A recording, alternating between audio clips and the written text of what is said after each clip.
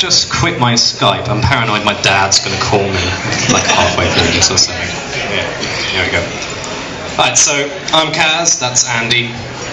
Step out of the way.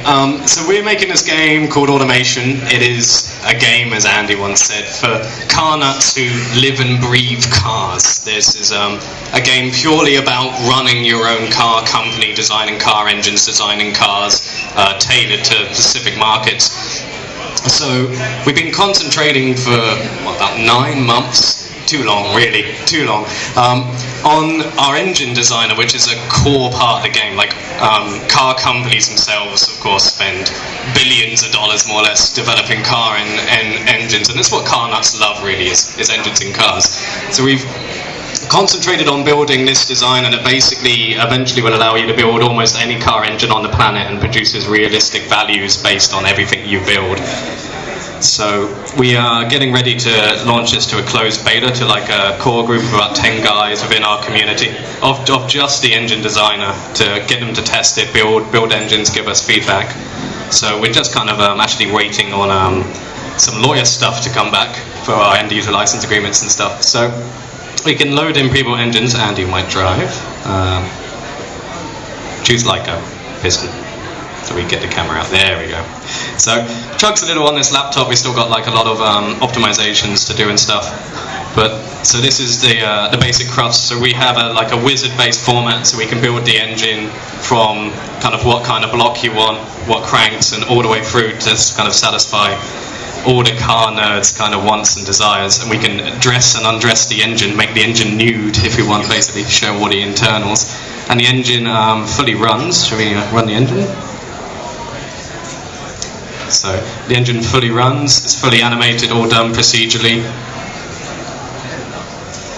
It revs up, the engine actually twists in its dyno stand based on how much torque it produces, and if you click on the stats graph here, it produces dynamic power and torque curves based on what you build the engine with, and we can change the settings and you get completely different power and torque ratings, as well as economy, responsiveness, emission ratings, all that kind of stuff.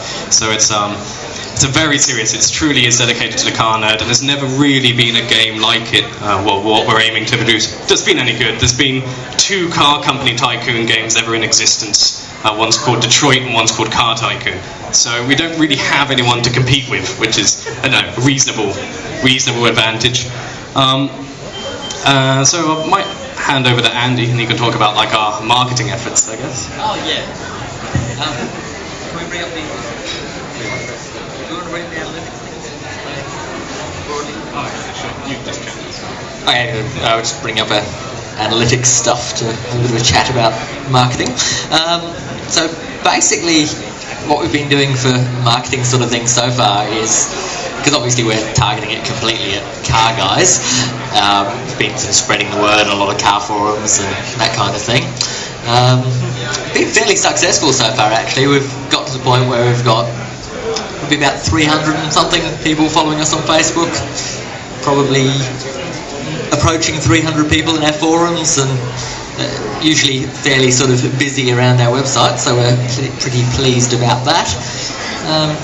Yeah, considering we don't actually have a product of any kind to sell as yet, and we pretty much just have screenshots to show off, I think we're doing alright marketing-wise, but we'd definitely be interested to hear from like anybody who wants to write anything about us in any kind of media, or can assist in any way with our marketing sort of efforts. Where are we? Yeah, first.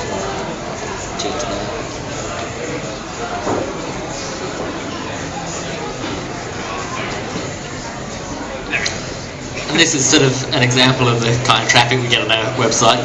You'll notice that was when we got posted on when we posted on Slashdot. None of those are actually useful hits on our website because nobody actually wanted to see it. But you know, anything that goes in Slashdot gets a lot of hits. But yeah, we've been sort of steadily climbing and just getting more and more people interested. So yeah, if anyone can help out with marketing efforts, that'd be great. Anything else you want to talk about? A few things on a technical standpoint.